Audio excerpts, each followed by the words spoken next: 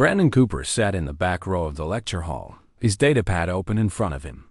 The lecture hall was massive, designed to accommodate over 200 students from dozens of different species. Some floated in special tanks. Others sat in chairs designed for their unique body shapes. A few hung from the ceiling supports, their species preferring that orientation. Professor Velther moved across the front of the room on 6 legs, each step precise and measured.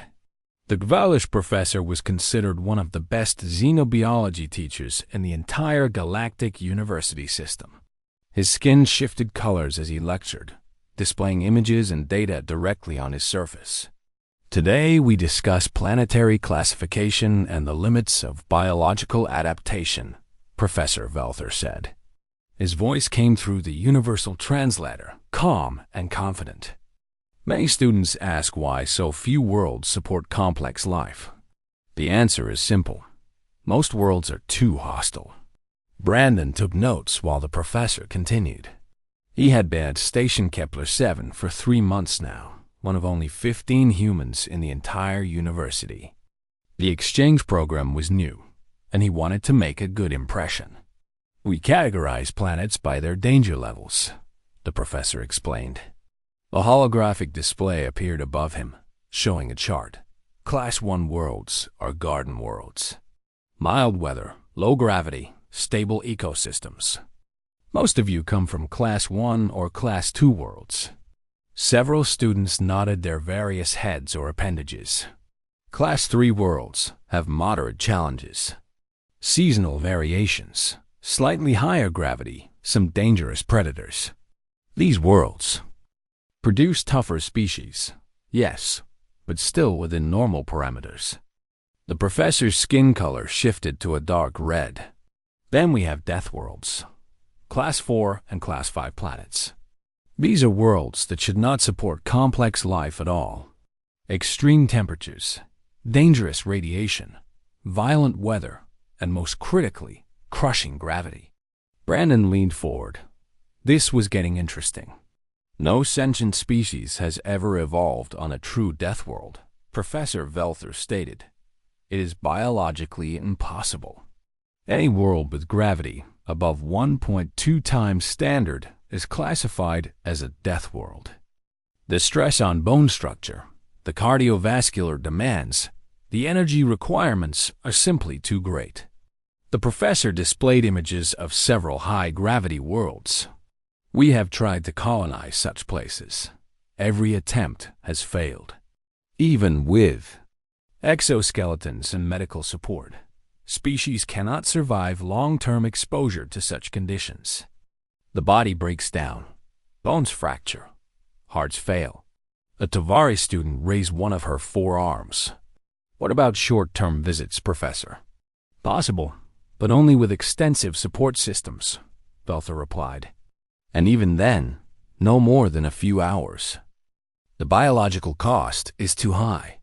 Evolution has placed hard limits on what is possible. We must accept these limits.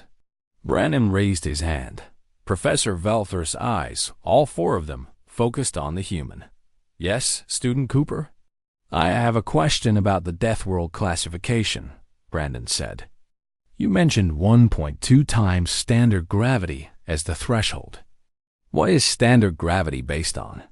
An excellent question, the professor said. Standard gravity is based on the average of all spacefaring civilizations. It comes to approximately 0, 85 of what we call a G unit. This is the comfortable range for most species. Brandon nodded slowly. And Earth's gravity? Your homeworld? Let me check. The professor's skin flickered as he accessed data. Ah, yes. Earth is listed at 1.0 G units.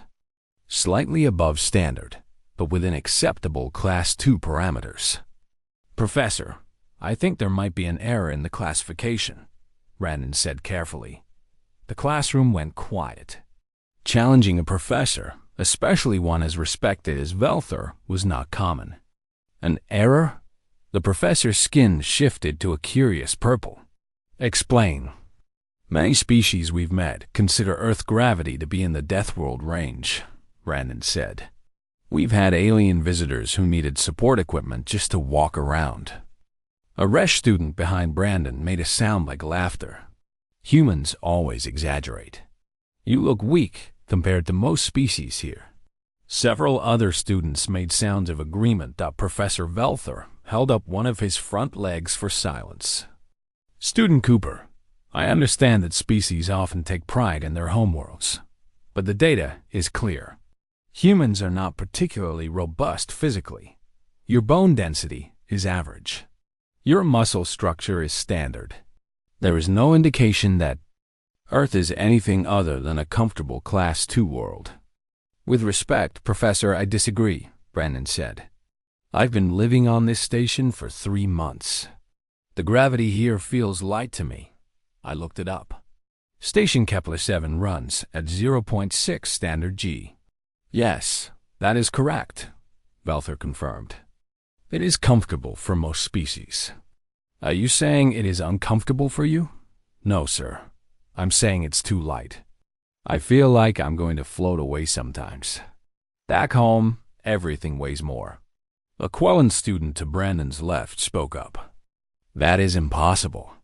If Earth had true high gravity, humans would be built differently. You would be shorter, denser, stronger, but you are tall and thin. Your structure makes no sense for a high-gravity world." "Humans are built for endurance, not bulk," Brandon replied. "We evolved to move efficiently in our gravity." Professor Velther's skin returned to his normal blue color. "Student Cooper, I appreciate your enthusiasm for your homeworld. However, biological facts do not change based on pride. The records are clear. No species can survive true death world gravity for extended periods. If Earth had such gravity, you would not exist." "Then the records are wrong about Earth's classification," Brandon said. The professor made a sound the translator interpreted as a sigh. "Very well. If you are so confident, I propose a demonstration. Next class session, we will use the gravity simulation chamber. You will show us these supposed human abilities.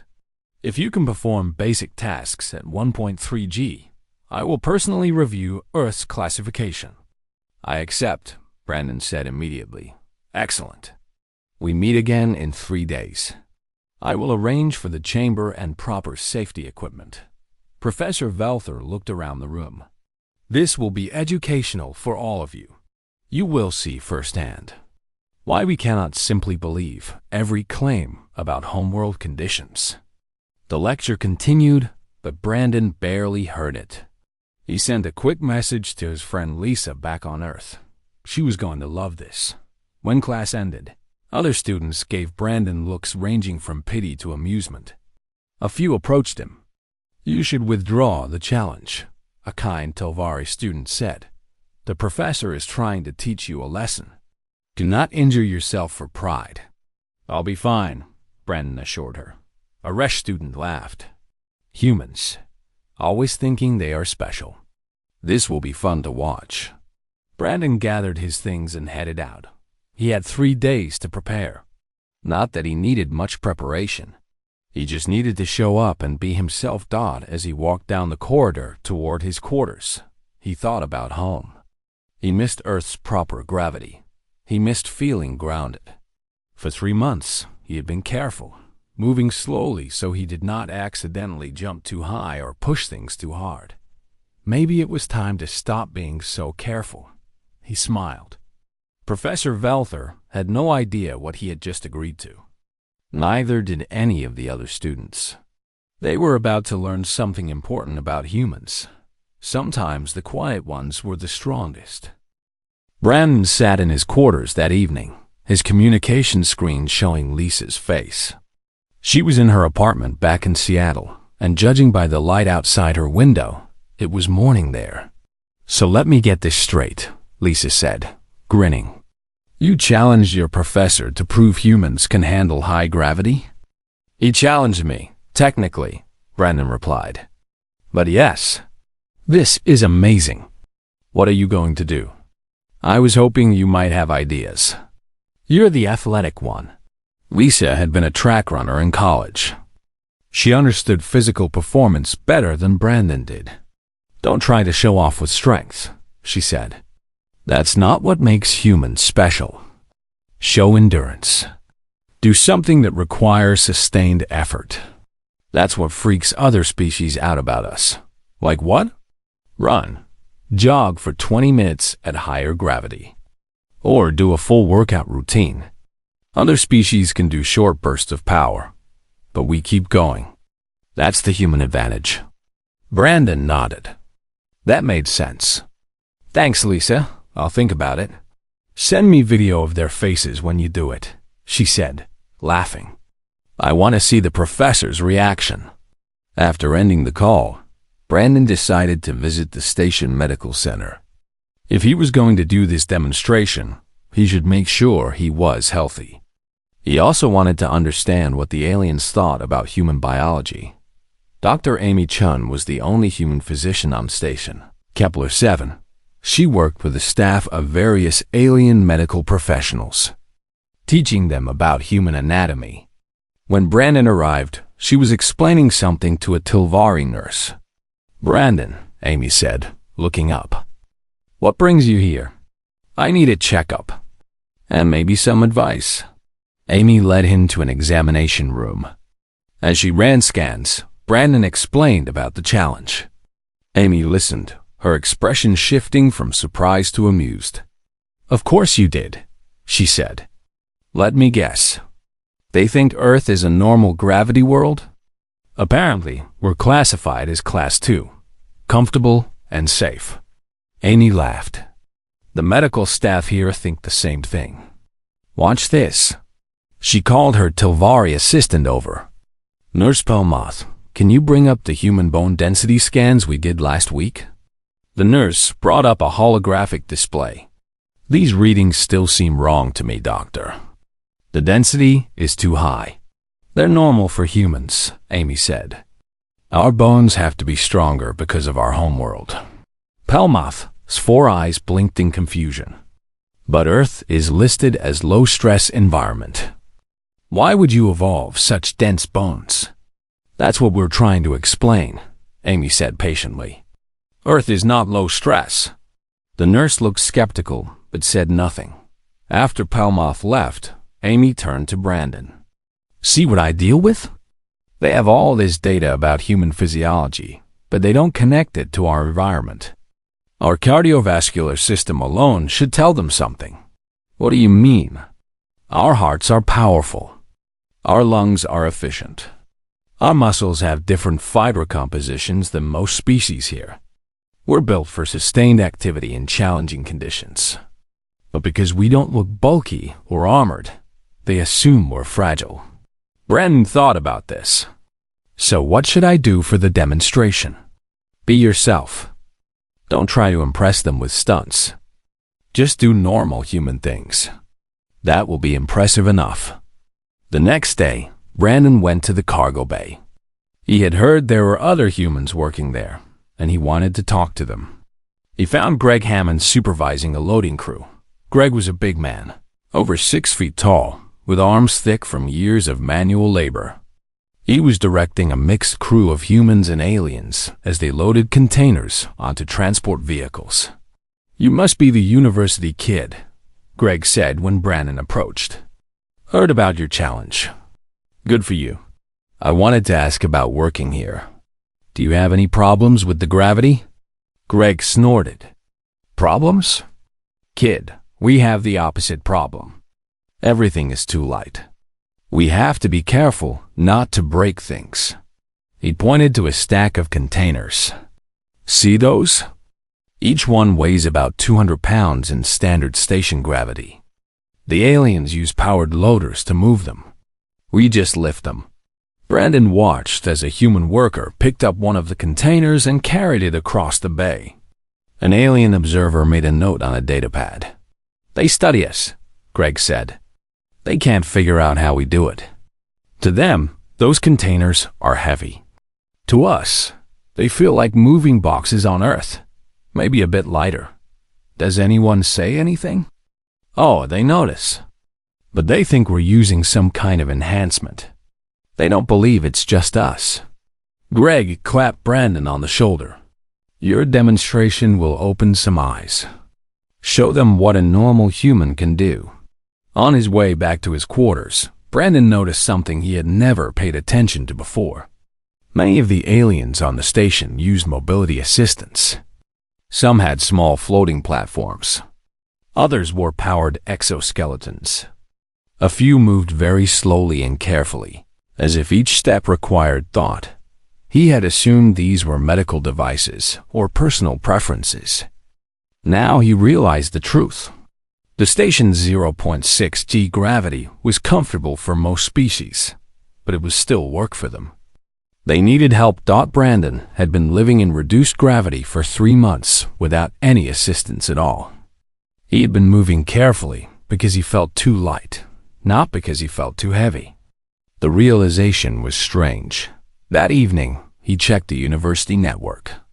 A message board had been created about the demonstration. Students were posting their predictions. Most thought Brandon would fail. A few thought he might manage a few minutes before exhausting himself. Some were placing bets. One post caught his attention. It was from Professor Velther. I have reviewed the data on Earth again. The measurements seem consistent across multiple sources. However, I believe there may be an error in how humans report their homeworld conditions. It is possible they measure gravity differently, or that they exaggerate for cultural reasons. The demonstration will clarify this. I expect Student Cooper to perform adequately at 1.3 G for a brief time before needing to stop. This is not a criticism of humans. It is simply biological reality. No species can casually function in true death world conditions. Brandon read the post twice. The professor had researched. He had looked at the data, but he still did not believe it. He thought there must be some explanation that fit his understanding of biology. Brandon composed a reply, then deleted it. Words would not convince anyone. He would let his actions speak. The next 2 days passed slowly.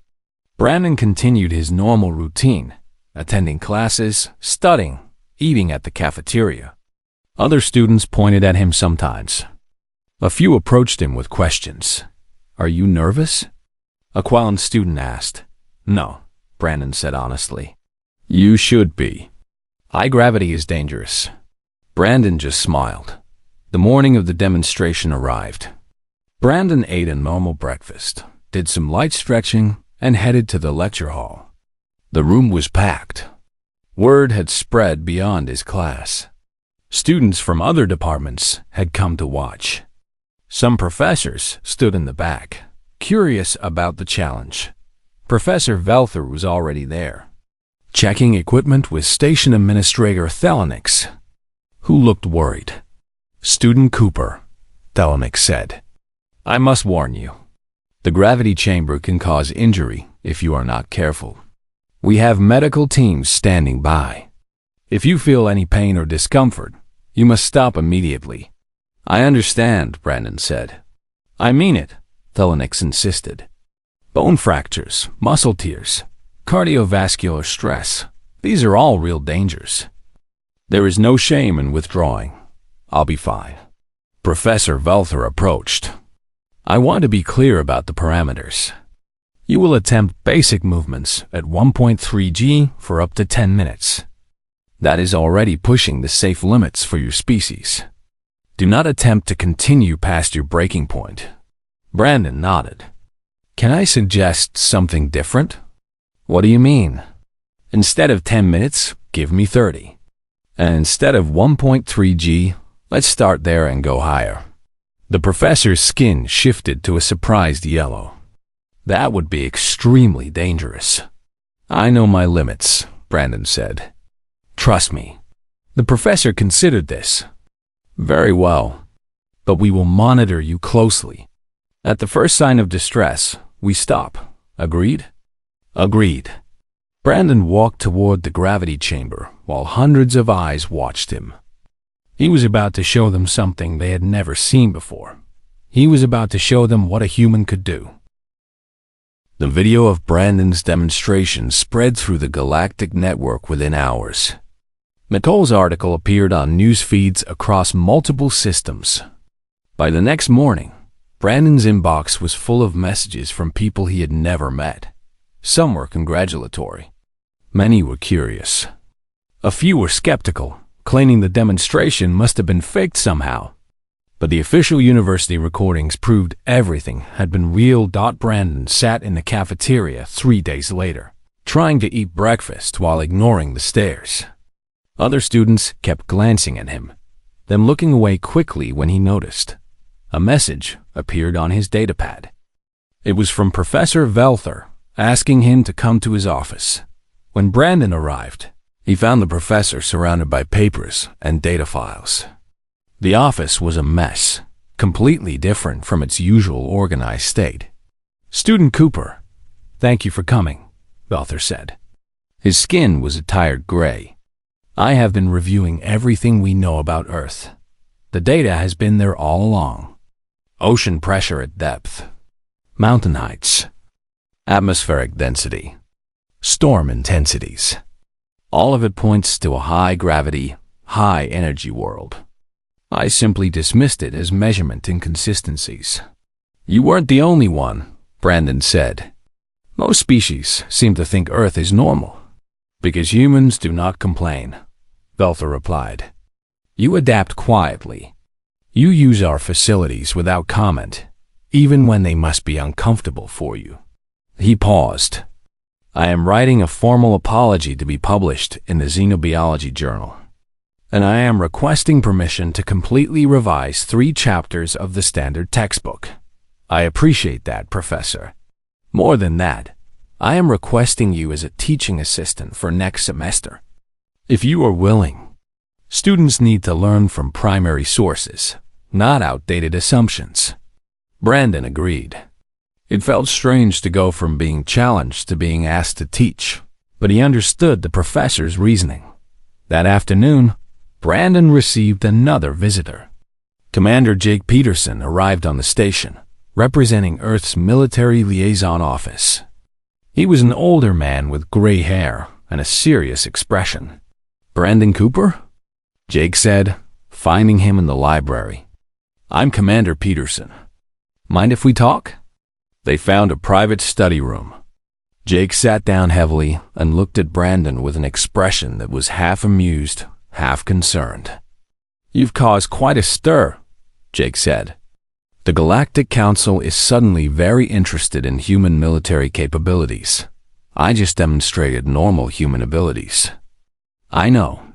That's what worries them." Jake pulled up a document on his datapad. "We've received 3 formal inquiries in the last 2 days. They want to know about our ship designs, our soldier training, our combat capabilities. They're realizing that if a regular university student can casually operate at nearly twice standard gravity, what can our soldiers do? Are they scared of us? Some are. Others see opportunities. There's a mining consortium that wants to hire human workers for high-gravity extraction operations. An exploration company wants human scouts for Death World surveys. And the Galactic Defense Council wants to discuss joint military exercises." Brandon had not considered these implications. "What does Earth say?" "We're being careful. We don't want to seem threatening, but we also don't want to be taken advantage of." Jake leaned back. "Your demonstration was good for human-galactic relations in the long run, but it's complicated in the short term. Over the next week, things continued to change rapidly.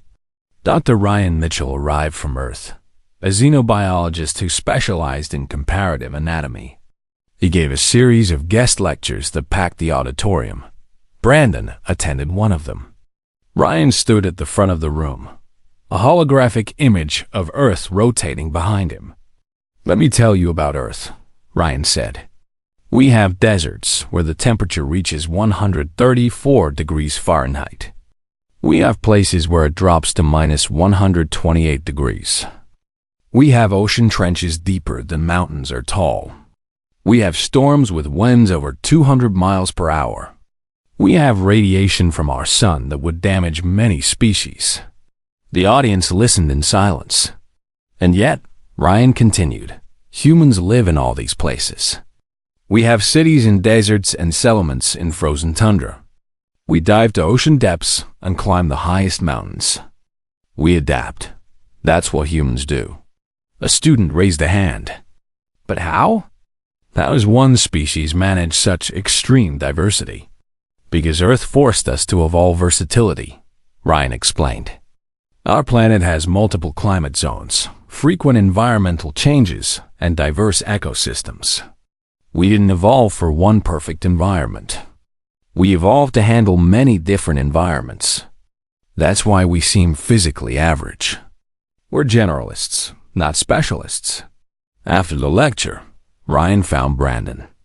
I heard you started all this. Good work. I just answered a question in class. Sometimes, that's all it takes to change perspectives. Ryan smiled. I've got meetings with the university administration. They want to create an entire new department focused on Death World biology. Earth biology, specifically. Ambassador Kate Sullivan arrived on the station a few days later. She was a professional diplomat, calm and precise in her words. Brandon was asked to attend a meeting with her and several station officials. The Galactic Council has questions, Kate explained. They want to know why Earth never mentioned the gravity discrepancy when we joined the galactic community. We did mention it, Brandon said. Didn't we? We provided accurate data, Kate confirmed. But apparently, no one believed it. They thought it was a measurement error or cultural exaggeration. Human representatives assumed the data spoke for itself. Station Administrator Kevin Shore, a human who had been on Kepler-7 for years, spoke up. I never thought to make a big deal about it. The light gravity was annoying, but I adapted. I thought everyone knew Earth was higher gravity. They knew the numbers, Kate said. They just didn't understand what the numbers meant in practical terms. A Tovari Council representative asked, what other aspects of human biology have we misunderstood? Kate looked at Ryan, who had joined the meeting. He thought for a moment. Wow, Ryan said. Humans have better endurance than most species. We can regulate our temperature through sweating, which is apparently rare. We heal relatively quickly. We can survive on a very diverse diet. We have good pattern recognition and problem-solving abilities. We're persistently curious, sometimes to a fault. And we bond easily with other species, even ones very different from us. This persistence, the representative said. Is that a common human trait? Very common, Kate replied. Humans don't give up easily. It's probably our most defining characteristic. The meeting continued for hours, covering everything from human dietary needs to social behaviors. Brandon answered questions about daily life on Earth, trying to explain things he had always taken for granted. By the end, the Tovari representative looked overwhelmed. We need to completely reassess our understanding of your species. This will take time. We're patient, Kate said. We understand that first impressions can be misleading. That evening, Brandon returned to his quarters to find a message from Lisa. You're famous, our message said. Everyone back home is talking about the gravity demonstration. They're calling you the guy who proved humans are Death Worlders. How does it feel? Brandon recorded a reply. Weird. I didn't do anything special. I just showed up and was myself. But as he thought about it, maybe that was the point. Being human was special. He just had never realized it. He had grown up on Earth where everything felt normal. Here, among aliens, he could see his species from the outside. Humans were strong. Not because they tried to be, but because they had to be. Earth had made them that way, and now the galaxy was beginning to understand. The gravity chamber stood in the center of the lecture hall, a transparent cylinder about 20 feet across. Equipment lined the walls inside, Simple things like weights, a running track marked on the floor, and some basic exercise bars. Outside the cylinder, monitoring stations displayed life signs and environmental data. Brandon stood at the entrance while Danny Foster, a human engineer, did final safety checks. "You sure about this?" Danny asked quietly. "Completely sure." "All right then. Show them what we've got." Danny grinned and opened the chamber door. Brandon stepped inside. The door sealed behind him with a soft sound. He stood in the center and looked out at the crowd. The lecture hall was more packed than before. He saw students sitting in the aisles. Faculty members lined the back wall. Even Dean Corvish had arrived, his tall frame visible above the others. A human woman with a camera moved along the front row. Nicole Wright was a journalist for the station news service. She had asked to document the event, and Professor Velther had agreed. The professor's voice came through speakers. "We will begin at 1.3G. Student Cooper, please confirm you are ready." "Ready," Brandon said. "Increasing gravity now." Brandon felt the change immediately. Weight returned to his body. His feet pressed more firmly against the floor. It felt good, like coming home after a long trip. He took a few steps, then walked in a circle around the chamber. Outside, he heard surprised murmurs. "He is moving normally," someone said. "Perhaps 1.3 is not enough," another voice suggested. Brandon looked at Professor Velther. "I'm ready for more whenever you are." The professor's skin flickered between colors. Increasing to 1.5G. More weight settled onto Brandon. This was closer to Earth normal, maybe slightly above. He felt comfortable. He started jogging around the chamber's track, his pace steady and even. The murmurs outside grew louder. "This cannot be correct," a Resh student said. "Check the equipment." Danny checked his monitors. "Equipment is working perfectly. He's really experiencing 1.5G. Brandon jogged for 2 full minutes, then stopped and did some jumping jacks. His movements were controlled and easy. He picked up one of the weights from the floor, a solid metal bar designed for strength testing. It was marked as 50 pounds. In 1.5G, it felt like 75 pounds. He lifted it over his head several times. Dean Corvish leaned toward Professor Velther. "Is this normal for humans?" "I do not know," the professor admitted. His skin had turned a confused gray color. The data suggested they were average in strength and endurance. "That is not average," the dean said. Nicole moved closer to the chamber, her camera focused on Brandon. "How do you feel?" she called out. "Good," Brandon replied. "A bit heavy, but manageable." Professor Velder's voice was strained. "Would you like to attempt 1.8G? "Yes, please. This is beyond safe limits, Student Cooper." "I know my limits better than the charts do," Brandon said. The gravity increased again. Brandon felt it this time, a real pressure. His breathing deepened. Moving required more effort.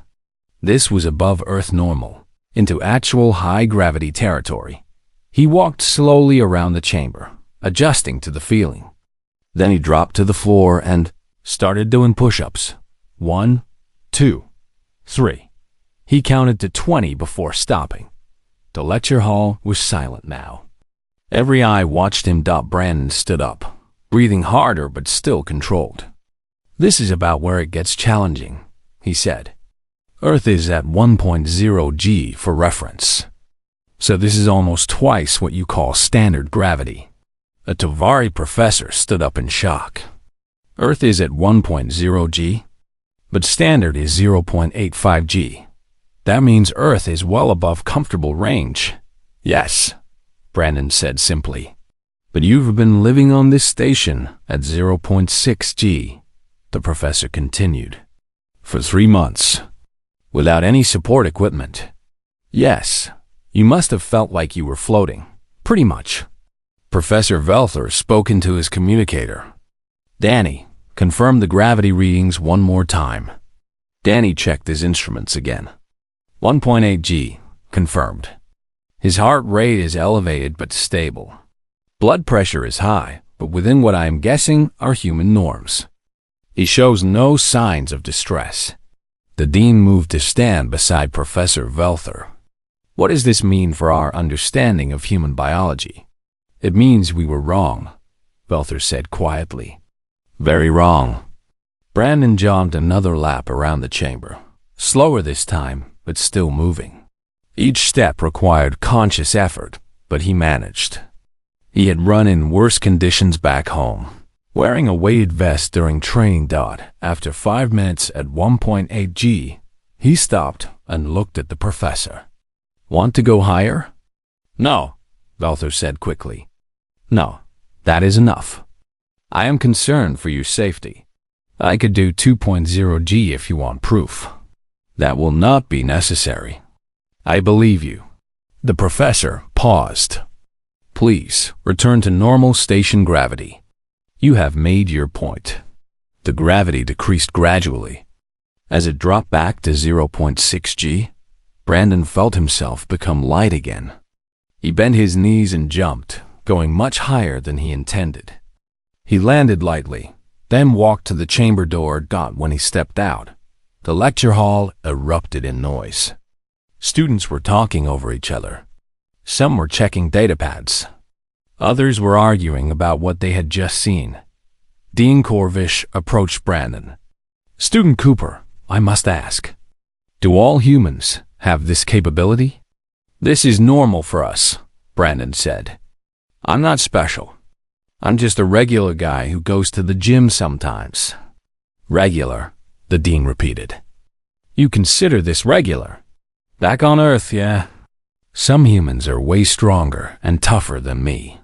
Athletes, soldiers, construction workers. I'm average at best.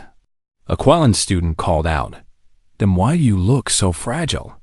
You are tall and thin. You do not have heavy bones or thick muscles like species from high-gravity worlds. We're built for efficiency, Brandon explained.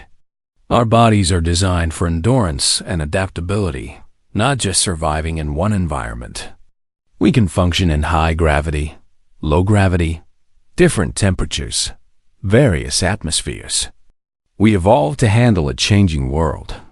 Professor Velther approached slowly. His skin was a pale blue, a color Brandon had never seen before. Student Cooper, I owe you an apology. I allowed my assumptions to override the data. This is a failure of scientific thinking. It's okay, Professor. How could you know if no one told you? The data was there. I simply did not believe it could be accurate. Velther turned to the class. Let this be a lesson to all of you. Assumptions are the death of science. We must follow evidence, even when it contradicts what we think we know. Nicole stopped recording and approached Brandon. Can I ask you some questions for an article? Sure. How long could you have continued at 1.8 G? Brandon thought about it. Maybe an hour? After that, I would need rest and food. It's tiring, but not impossible. And you have been living at reduced gravity for months. Has that been difficult? Annoying more than difficult. I have to move carefully so I don't break things or jump too high. I miss Earth's gravity. It feels right. Nicole made notes on her datapad. This is going to be major news. The galactic community has completely misunderstood human capabilities. Dean Corvish was speaking with several professors, their voices intense. Brandon caught fragments of the conversation. We need to revise the classification system. Human ships must run at higher gravity than we thought. No wonder they seemed uncomfortable in our facilities. We should offer them proper accommodations. Greg Hammond appeared from somewhere in the crowd, laughing. Told you it would be good, he said to Brandon. You should see the cargo bay right now. Everyone is talking about it. Brandon felt tired suddenly. The demonstration had taken more out of him than he wanted to admit. At 1.8 g, his body had been working hard. Now, in the light gravity, he felt drained. "I need to sit down," he said. Dr. Amy Chun appeared beside him. "Come on, let's get you checked out properly." As Brandon left the lecture hall with Amy, he heard Professor Velther addressing the class. "Today's demonstration has changed our understanding of human biology. We will spend the next several sessions revising what we thought we knew. And we will remember that science requires humility. We must always be willing to be proven wrong." Brandon smiled. One simple demonstration had shifted everything. He wondered what else the galaxy had wrong about humans. 6 months had passed since the demonstration. Brandon stood at the front of a classroom, a teaching assistant badge on his shirt, helping Professor Velther explain human cardiovascular systems to a new group of students. The classroom itself had changed. Half of it now had adjustable gravity flooring. Students could experience different gravity levels while remaining safely seated. It was one of many modifications made throughout the university. "The human heart is designed for high pressure output," Brandon explained, pointing to a holographic model. "It has to push blood against stronger gravity than most species experience. That's why it seems overpowered when we measure it by standard metrics." A young Resh student raised her hand. "Is it true that humans can run for hours without stopping?" "Yes," Brandon said. "We evolved as persistence hunters. We would chase prey until it collapsed from exhaustion. Most animals are faster than us in short bursts, but we outlast them over distance." The student's eyes went wide. "That sounds terrifying." Professor Velther made a sound like laughter. "Humans are terrifying in many ways once you understand them, but they are also reliable friends and allies. Remember that biology is not destiny. Capability does not equal intent." After class, Brandon walked through the station toward the human section. That was new too. 6 months ago, there had been scattered human quarters throughout Kepler-7. Now there was a dedicated human area, running at 1.0 g, with proper facilities designed for human needs. More humans had arrived. The exchange program had expanded. There were now over 60 humans on the station, including families. Children played in parks designed with Earth-level gravity and Earth-style equipment. Brandon passed the gymnasium, where Megan Walsh was teaching a mixed-species exercise class. Through the window, he could see aliens wearing support equipment, slowly learning to build strength in higher gravity environments. "Come on," Megan was saying to a struggling Quellen. 5 more steps. "You can do it." The Quellen managed 3 more steps at 0.9 g before stopping, breathing hard. But the fact that he was trying at all showed how much had changed. Brandon continued to the administration offices. Tony Brennan had arrived 2 months ago as a colony coordinator. He was meeting with representatives from 3 different species about joint colonization projects. "Ah, Brandon," Tony called out. "Perfect timing. Can you explain the Earth gravity zones concept to our friends here?" Brandon joined the meeting. On the table was a holographic display of a planet designated as Kepler 452c.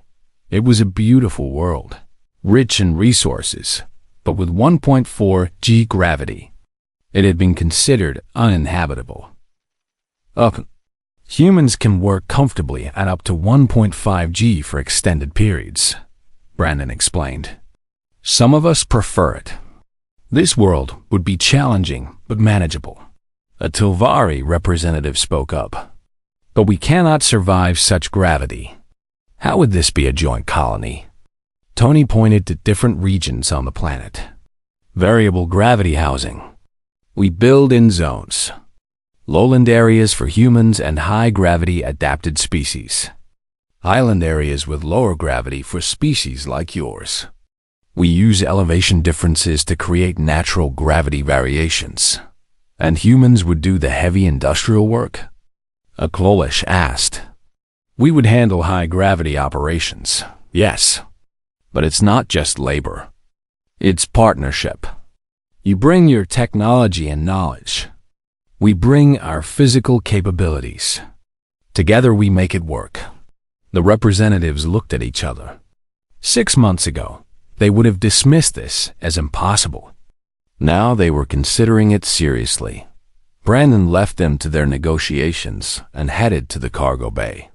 Greg Hammond was training a new crew, teaching them proper lifting techniques. "The key is leg strength," Greg was saying to a young human worker.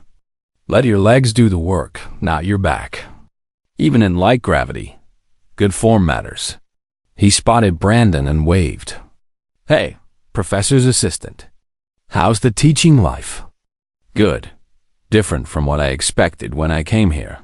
"Yeah, you kind of changed everything, didn't you?" Greg laughed. "We used to be the quiet species that nobody paid attention to. Now everyone wants to hire humans for difficult jobs. Is that good or bad?" "Depends. Good money, good opportunities. But we need to be careful not to become just a muscle. We're more than that." Brandon understood. Humanity was finding a niche in the galactic community, but it was important to define that role carefully. They were not just strong bodies. They were problem solvers, bridge builders, pioneers. That evening, Brandon had dinner with Lisa, who had arrived on the station 2 weeks ago as part of the expanded exchange program. "This place is amazing," she said, looking around the human section cafeteria. "When you first came here, you were one of 15 humans. Now there's a whole community." "It happened fast," Brandon agreed. "Sometimes I forget what it was like before. You started it, you know? One demonstration changed everything." Brandon thought about that. "I just raised my hand in class. I just answered a question. Sometimes that's enough." Lisa smiled. "You were honest about who we are. That's all it took." Later, Brandon received a message on his datapad. It was from a deep space exploration company. They were planning an expedition to survey high-gravity worlds in the Outer Rim. They wanted human consultants. "We recognize that humans have unique capabilities for extreme environment assessment," the message read. "Your species can access worlds we cannot.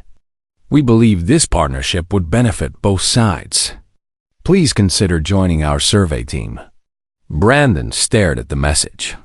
6 months ago, he had been a student hoping to learn about other species. Now he was being recruited as an expert in his own right. He forwarded the message to Commander Peterson with a note asking for advice. The reply came quickly. "Your choice, but opportunities like this are good for Earth's reputation. Show them what humans can do. Just be safe." Brandon sat back and thought about his future.